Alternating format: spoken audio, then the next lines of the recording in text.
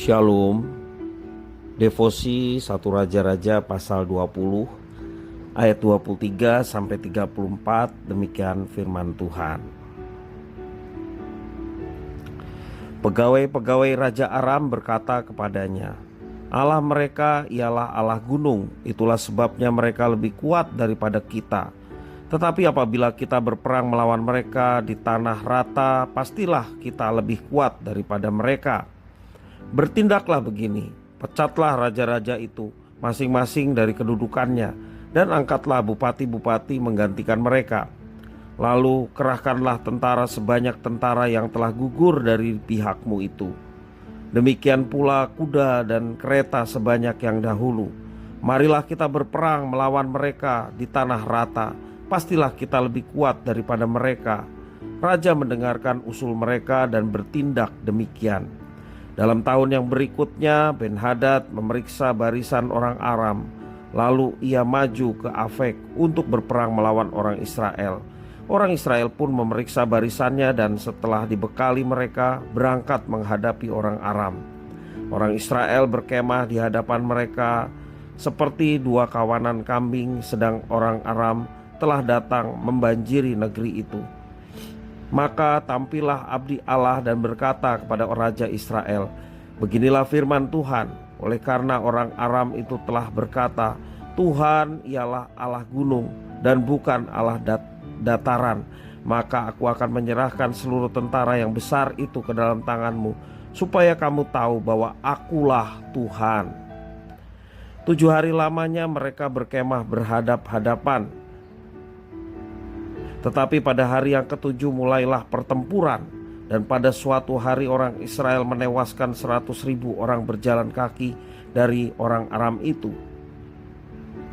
Orang-orang yang masih tinggal melarikan diri ke Afek, ke dalam kota, tetapi temboknya roboh menimpa ke 27.000 orang yang masih tinggal itu. Sementara itu Ben-Hadad melarikan diri dan masuk ke kota, dan bersembunyi dari satu kamar ke kamar yang lain. Lalu berkatalah pegawai-pegawainya kepadanya, ketahuilah, kita telah mendengar bahwa raja-raja kaum Israel itu adalah raja-raja pemurah. Marilah kita menaruh kain kabung pada pinggang kain dan tali pada kepala kita, dan dengan demikian keluar menghadap Raja Israel. Barangkali ia akan menyelamatkan nyawamu. Lalu mereka melilitkan kain kabung pada pinggang mereka dan tali pada kepala mereka. Kemudian mereka pergi menghadap Raja Israel sambil berkata, hambamu Ben-Hadad berkata, kiranya tuanku membiarkan aku hidup. Jawabnya, masih hidupkah dia? Dia saudaraku. Orang-orang itu menganggap hal itu sebagai tanda yang baik. Maka segeralah mereka berpegang pada perkataannya itu. Lalu berkata, memang saudaramu Ben-Hadad. Sesudah itu berkatalah Ahab, pergilah ambil dia. Jadi keluarlah Ben-Hadad menghadap dia, lalu diajak naik ke atas kereta. Kata Ben-Hadad kepadanya, kota-kota yang telah diambil bapakku dari pihak bapamu akan kukembalikan.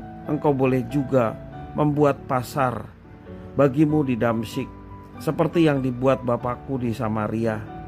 Dan aku sendiri, kata Ahab, akan membiarkan engkau pergi dengan perjanjian. Lalu ia mengadakan perjanjian dengan dia dan membiarkannya pergi. Demikian firman Tuhan. Dalam menjalani hidup, seringkali kita diperhadapkan pada keputusan-keputusan penting yang harus diambil. Tidak jarang kita meminta masukan untuk mendapat pertimbangan keputusan yang harus kita pilih. Keputusan yang tidak tepat bisa membawa kepada kerugian. Sebaliknya, keputusan yang tepat bisa membawa kepada keberuntungan. Raja Aram dan pegawai-pegawainya telah kalah dalam peperangan pada saat pengepungan Samaria.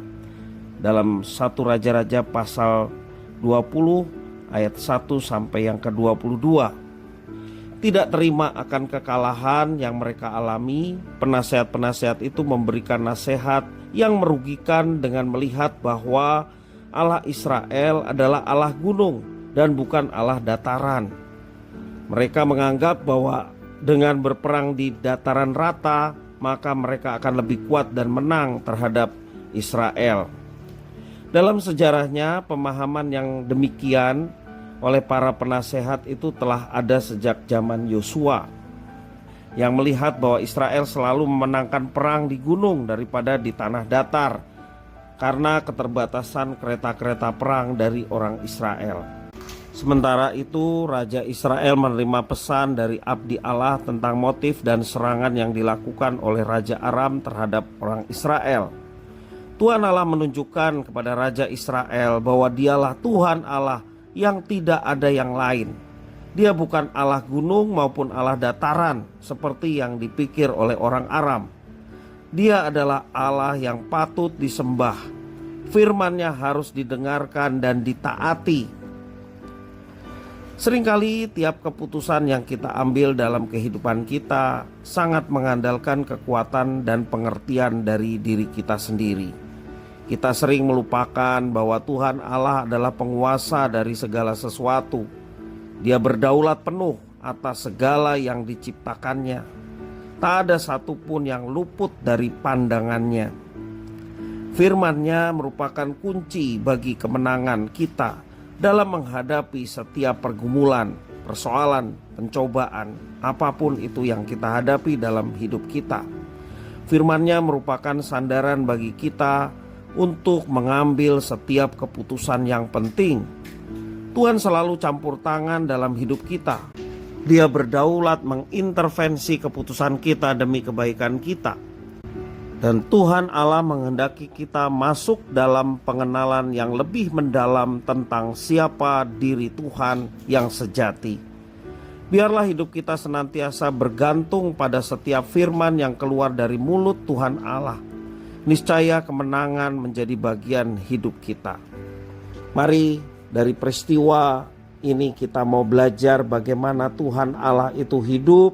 Tuhan Allah berkuasa atas apapun. Kalaupun orang lain berasumsi yang tidak benar terhadap kita dan Allah kita, biarlah mereka akan melihat melalui kehidupan setiap orang percaya yang melaksanakan firman-Nya, yang menunjukkan bahwa Allah yang kita puji dan sembah adalah Allah yang berkuasa, berdaulat atas apapun. Sehingga hidup kita boleh menjadi berkat bagi orang-orang yang ada di sekitar. Dan berkatnya adalah ketika mereka pun turut mengenal Allah yang benar. Karena mengenal Allah yang benar, itulah kehidupan yang sejati. Tuhan Yesus memberkati.